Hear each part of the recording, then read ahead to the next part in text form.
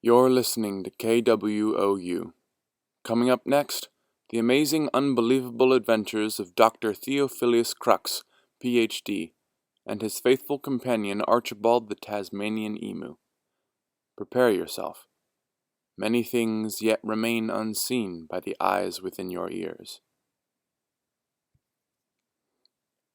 Hi, I'm Jasper Beck, and this is the amazing, unbelievable adventures of Dr. Theophilius Crux, Ph.D., and his faithful companion Archibald the Tasmanian emu. Act 1, Scene 1, Line 11. Anyway, the Flying Fox Inn is perhaps the most famous inn west of the Arbitrary River. Founded in 11 XD at the site of the sacred battlegrounds of the Adastrian War, its welcoming halls have been a landmark of hospitality and beneficence for weary travelers ever since. It was built, of course, by Clarion R. Fitzgerald, who made a promise on his father's grave to redeem the blood-soaked ground in which he was buried by building an inn that would shelter the war-torn souls that drifted across the land in the aftermath of the Adastrian atrocities. Thus, the legacy of the heroic General Roger Flying Fox Fitzgerald lived on through the resolve of his son, and Clarion's son Garin when he was gone, and his son Stately, all the way down for 11 generations to now, where I, Jaggard Fitzgerald, your humble innkeeper, continued to carry on the robust history of love and service this inn has come to represent so clearly in the hearts and minds of the citizens of Parapolipolis. Yeah, there's a lot of stories piled up in this inn. They sorta collect and coalesce like dust bunnies. This countertop here was actually installed as a gift from a gifted young mason on his way up to Tisbury. He said the old wooden one wasn't food safe, so he took it upon himself to carve up this beautiful slab of stone. Look at the craftsmanship. Feel it. Feel how smooth it is. Never did see that mason again. I bet he's doing all right up in Tisbury, despite what people say about that place. Things have a way of working themselves out. Look there on the wall and you'll see a mural. Yeah, that beautiful floral scene with all of the, pinks and, well, would you call that blue or periwinkle? Anyway, that was done several years ago by Laura Lazuli. She's a frequent patron. I'm not much of an artistic fellow, but I've always appreciated how much life Laura's always been able to bring to an otherwise spare space like this. She just recently had another baby. I do believe that's the fourth one. Or is it the fifth? Is it the fifth? I can never keep track of those little munchkins always scuffing up the floors. You know, those floors are genuine blue wood planks, imported all the way from Azalask Ridge up north. My father Terence had 'em replaced just about a month before he died. Says he always wanted blue wood planks on the floors. Likes the way they shine in the morning sun. Those folks who run the mills, the worklers, good bunch of folks, just had a big gathering here at the inn, celebrating little Timmy's 11th birthday with cake and everything. Guess he doesn't think of himself as too old for those kind of parties yet, huh? Funny how those sorts of things wear off on you, right? I remember when I was a little boy, I would clap my hands with joy at the coming of my birthday. Oh, how I would demand a celebration. All the bells and whistles, the hats, the cake, the bells, the whistles. A lot of whistles back in those days. My hearing's never been quite the same. What was that? Oh, right, yeah. Yeah, I was a little chaos demon, all right, but my mother, she really pulled out all the stops. She really knew how to make a kid smile. On their birthday, at least. I don't seem to recall my mother ever smiling besides on a birthday. But every year, she really made it happen, right up till she died some 10-15 years ago. She fell. Quite unfortunate, that. Seems mighty unlikely to fall out of a third-story window, but, you know, my mother, rest her soul, always was a bit of a klutz, always stumbling and dropping things. Yeah, I guess all she ever really wanted was to make us happy. And it was at that exact moment, dear listeners, for reasons still unknown, that the entirety of the Flying Fox Inn exploded, in a violent explosion that exploded like no other explosion had exploded before. Every slab, every screw, every bluewood plank in the building burst forth in incendiary brilliance. The air boiled, and every living soul within 111 miles was torn violently from their vaporized mortal coils. The ground caught fire, the air caught fire, the fire caught fire. The Flying Fox Inn was thrown into an undecillion peace beacon rising up from the depths of hell, towering over the quaking earth like the Titans of old, and for a moment it was perfect. A blinding, glorious creation wrought from the purest destruction, shattering the tangles of space and time and simply existing as a singularity, like God holding his breath. And eternity passed. And 11 seconds after eternity had passed came the exhalation, and death rained from the sky. All of this, I assure you, has nothing to do with anything. Meanwhile, just a little over 1,000,000 miles away, 4 travelers find themselves at a crossroads. The plains are flat, the sky is purple, and the road is long and straight. The road to your right, or my left, is currently occupied by a turtle. He is not important. Opposite to him, though, is a lady with a very large hat, which clearly indicates she is important. She's the only one here with a carriage, because A, she's rich, B, she doesn't like walking, C, she's an avid carriage enthusiast, or D, all of the above. Please show your work and justify your answer with examples from the text. You have 11 minutes. Perpendicular to the hatted carriage lady is a mildly sad man. His necktie is loose, and so is his name. Luce grew up on a farm, but then moved to the city, because it's better to be sad in the city. None of them here at the Crossroads are going anywhere in particular, but only Luce among them is aware of that. I would even venture to say he's proud of it, but that would assume that his pride is still intact, when in fact it has been carefully dismantled by a greasy mechanic by the name of Georgie when Luce was quote-unquote swinging through Tisbury, which means he was washed up and stuck there for a solid 6 months, 5 months shy of how long he had hoped he'd be washed up for. Can't even be washed up properly, he's so washed up. Oh well. Finally, as always, standing behind you in the ditch of the road across from Luce the mildly sad man, is Matt Brown.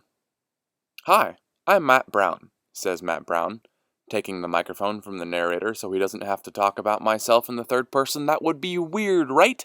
Never trust somebody who talks about themselves in the third person. Anyway, I'm super excited to be here. Just wanted to say I'm a big fan of all of you. I gesture to my 3 companions here at the Crossroads, pausing to narrate my own actions in the first person before continuing. Well, I suppose there's no use in any more pretense, so let's get right down to business. Matt Brown promptly sets down the microphone and lunges at Luce's throat. The turtle, the hatted lady, and Luce are all very surprised by this. Well, Luce isn't. He woke up this morning with this really weird feeling that a stranger would strangle him on the road, so he was kind of expecting this. He reached into his jacket and pulled out his secret weapon. Nothing. Luce had forgotten his secret weapon in his dresser drawer back in Tisbury. Typical. So he sighed, lit a cigarette, and resumed being horribly strangled by Matt Brown. You see, Matt Brown is a vampire. He has an undying thirst for the blood of mortals and will stop at nothing to sustain his unholy existence through treacherous acts of violence and deceit. But if Matt Brown is a vampire, then why is he strangling the poor man instead of sinking his glinting fangs deep into his exposed, throbbing jugular vein? Valid question, Mrs. Hatter. You see, as it turns out, in addition to being a vampire, Matt Brown is also a serial killer. Or rather, he was originally a serial killer that has since undertaken the new occupation of vampire. His resume is a bit complicated. Most people are fairly well adjusted before they try vampirism, but Matt Brown already had a killer's instinct by the time he was contacted by his local vampiric recruiter, so he was a natural fit for the job. As such, Matt Brown enjoys a variety of violences in his work, rather than just the traditional jugular vein approach you're familiar with. "That makes sense," says the turtle, still not mattering. Matt Brown yawned as he choked out loose. Good heavens, was he becoming bored? I mean, true, they never quite wriggle like they used to, but was he becoming so out of touch with his work that he didn't find any enjoyment in inflicting wanton pain and suffering? Uh, excuse me, sir, he said to Luce. Would you mind wriggling a bit more violently? As a professional, I'm dedicated to creating a satisfactory customer experience, and, well, that really requires the active participation of the customer. Oh, sorry, Luce said. He writhed in pain, flailing his limbs impotently and clawing at the dirt. That better? Matt Brown sighed. A little. He carried on for a few moments and then gave up. That's no use. The feeling's not right. Come on your feet. You're the protagonist, after all. Adventure awaits and all that. He dusted off Luce's jacket. As the villain of this story, I really look forward to making you and your friends suffer tremendous pain and loss in pursuit of your goals before personally crushing your body and spirit in the depths of your despair. Hey, thanks, man. That means a lot to me. They shook hands. Mrs. Hatter stepped out of her carriage, her golden pantsuit glimmering in the evening sun. Excuse me, but I'm rather confused as to who the hell you are. Ah! Matt Brown bowed. Vampires were always fond of the aristocracy. I'm Matt Brown. Pleased to be of service. And why did you just attack this man? She demanded, gesturing towards the shell of a man who might have been recognized as Luce back in the good old days before everything including himself fell apart. Oh, no reason. I'm not really a very motivated person. Guess you could say I have no real motivation. I mainly just do what I want. And I woke up this morning and thought, I could really go for strangling Luce's neck at the Crossroads. So here we are. Matt Brown gestured to his surroundings. The crickets voiced their agreement of his general outlook on life. The turtle was about to say something when Matt Brown smacked his lips. So, you want to grab dinner or something? The shining city of Billsworth Bridges, the land of opportunity, is conveniently located 11 sentences from here. Luce looked at Mrs. Hatter, who looked at Matt Brown, who looked at Mrs. Hatter's carriage driver, who looked at his phone because he wasn't paid enough for this. A few minutes later, he noticed the awkward silence and realized they were waiting for him to say something. He then further realized that they were specifically waiting for him to say something like, "Next stop, Billsworth Bridges," or something, indicating that they were moving on to the next scene. The driver began to sweat. As long as he didn't say anything, they couldn't leave, and they were at his mercy. The stares of the main protagonists burned into him. They demanded that the plot move forward. "No!" he screamed mentally. "I refuse to be your puppet. Side characters like me have suffered long enough under your tyranny." So Matt Brown bit off his head, and they continued on their way.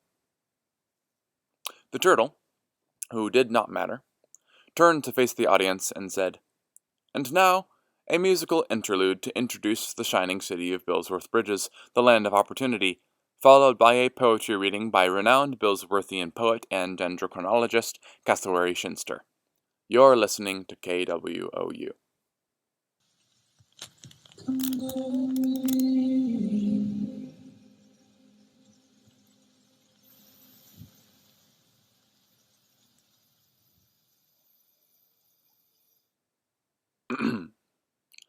And now, ladies and gentlemen, Cassowary Shinster with Love and Lethargy at the Bay of Twilight.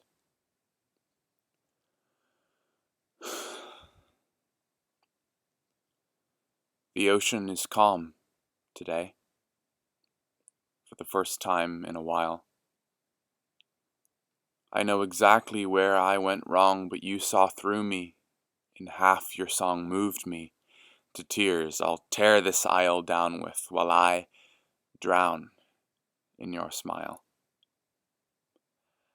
I can't contemplate the cutlery you cut me with, you carve me on your plate. I served me on a silver platter, pilfer silverware and shatter, crystal glasses gristle glistens oily through your teeth. Devour me. You chose this, did you not?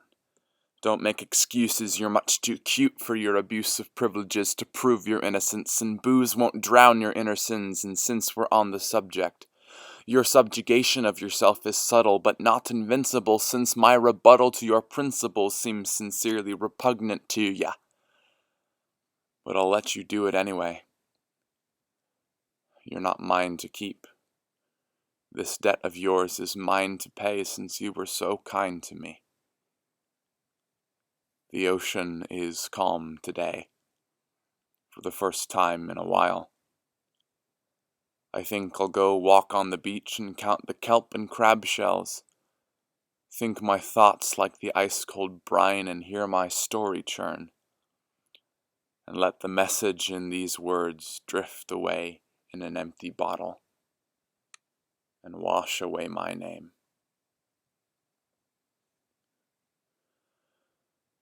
The four of them were sitting at a table, listening to the poet's words, smoke drifting as easily as their minds. As always, everything's purple. You'll find that when the thing that matters most to you finally comes and passes you by, things are purple. It's like when you're feeling blue, except worse, and it's not you that's feeling, it's everything else. Anyway, they're sitting at the table, food untouched, drinks empty.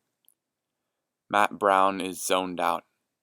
It's a well-known fact that vampires are physically incapable of hearing poetry. The words that so stir the verve within us have nothing to stir in the hearts of a vampire. Only dull scraping is to be had within its dry chambers. In fact, most everything about the interior of a vampire has long since run dry.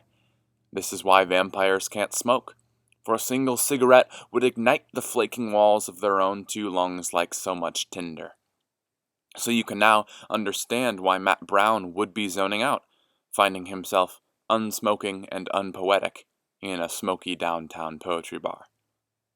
Mrs. Hatter is feeling downright miserable, but still looks fabulous. Looks were always especially important to her, especially dirty looks, and looks that could kill. As a child, she always turned in her library looks late, not because she lost them. She lives in waking terror of that idea. No, but because she simply didn't want to give them back. Fortunately, once she received her inheritance, she was more than wealthy enough to buy her own looks, which is why she looks fabulous. But she's also downright miserable. She hasn't quite figured out why just yet, mostly because she hasn't quite figured out that she's miserable to begin with. Oftentimes, the most miserable people are in fact the ones who are not aware of their misery. Contrast that reality to Mr. Luce, the mildly sad man, who has it well figured out that he is, indeed, a mildly sad man, and could not be more content in this purple moment, marinating in his own misfortune, dreaming about where it all went wrong. He is an apex loser in his natural habitat, and the poetry that washes over his unwashed hair provides sweet, sweet legitimization to his current condition, in a similar fashion to how jazz is preeminently an illegitimate endeavor, until the sweet waves that roll off the coast of Cape Saxophone, king of all instruments, crash into the bedlam and elevate it, until it is the highest form of bedlam ever to grace the eyes within the ears of mortals. Luce likes jazz, and jazz likes Luce. The turtle, who doesn't matter, is also there with them. Against all odds, he's doing great. Be like the turtle. When the recitation of poetry ceased and the murmur of applause began, the local priest from the Church of the Numinous, a short little beak-faced thing in beetle robes, tottered onto the stage, a slab of stone in its paw. Ahem. The world will end in 121 days, so says the prophecy. How do you know that? I read the prophecy. Well, where does it say that? Right here, on the prophecy slab. It says, the world will end in 121 days. What else does the prophecy say? Nothing, just that the world will end in 121 days. Well, what are we gonna do? I don't know. The prophecy didn't say anything about that. That is all. And of course, this set the entirety of Croaky Dan's smoky downtown poetry bar into a frenzy. There was an immediate rush to the bar, since the policy had apparently changed to all drinks are free, self-serve, survival of the fittest. Tables were upended, glasses were smashed, and a good time was had by all. A four-armed woman was clubbing bystanders over the head with a brick and taking their contact lenses. An itinerant party-goer fell passionately into the arms of a large anthropomorphic woodlouse, and an intellectual-looking fellow in a trench coat seemed to be drunkenly yelling something about a watermelon truck at a Tasmanian emu. Matt Brown was taking the opportunity to practice some basic dismemberment techniques. Luce once again forgot about the absence of his secret weapon, but settled for somebody's left shoe, and Mrs. Hatter live-streamed the whole thing on Scritch, which gained her 16 new scratchers, 300 Scritch bucks, and a 4% overall increase in her Scritchenuity rating. The turtle, who doesn't matter, was still doing great. I'm doing great, said the turtle, still not mattering. Meanwhile, across the city of Billsworth Bridges, land of opportunity, at a small house in the suburbs, nothing much was going on. The residents were currently on vacation, and they didn't really have any plants or anything to take care of, so nobody was at the house at the moment. The clock ticked quietly on the wall, staring judgmentally out the window towards downtown Billsworth Bridges, where the faint aroma of chaos was wafting downstream on the Arbitrary River. "We've got to get out of here!" exclaimed Mrs. Hatter over the clamor. Matt Brown looked up from his evisceration routine. Why? Oh, no reason. I just thought it'd be a cool thing to say for the stream, to add drama. Viewers love drama. Oh, that's a fair point. Okay. Oh no, there's too many of them. What are we going to do? What we've always done, Luce said heroically, leaping over the bar. He had found the matching right shoe and was now dual-wielding, holding them by the laces like nunchucks. He flew headlong into the fray, to promptly take a brick to the face from the four-armed woman. A collective "ooh" brought the fighting to a halt. Finally, a decisive battle was at hand. The chaotic equilibrium of the room polarized around these two champions, the towering four-armed woman with her sizable contact lens collection, and the groaning guy on the floor. Who was he again? Whispers circled around the room. Oh, he's a failed shoe salesman at the end of his rope. No, he's a spirited college student who forsook his personal hygiene to lead the revolution. No, he's a martial arts master that has re-entered society after 11 years of meditation at the top of Mount Everest. Luce slowly stood up. Nah. He wiped the blood from his nose. I'm nobody. And what followed was the most epic bar fight to have ever been fought in a bar. A 3-act play of thuds and whacks, with a full orchestra of oofs and ows playing Beethoven's 11th Symphony, with the entire percussion section replaced by over-caffeinated silverback gorillas in full plate armor, mud wrestling in a trash compactor full of wind chimes and frying pans. Not a single chair, stool, table, or occasional bystander was safe from being utilized as a deadly and artful weapon. It was a dance that transcended the dire news that initiated it.